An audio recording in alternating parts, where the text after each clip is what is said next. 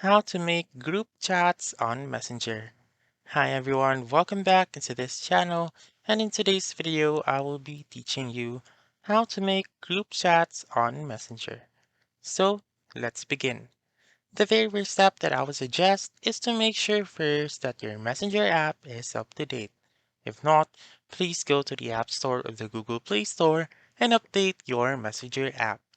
Once you have done that, simply open the Messenger app and click on the button found on the upper right corner of the screen. Once you're here, you may just type in directly the names that you want. So for example, I'll just type in this one and then another name right here.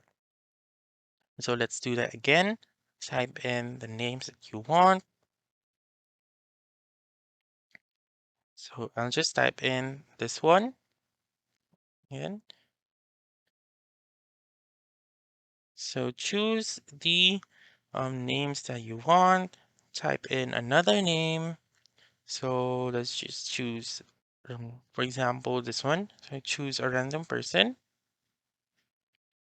And then once you have created or choose the participants, what you're going to do is type in the message that you want. You may just press on the like button right here if you want to, and then there you have it.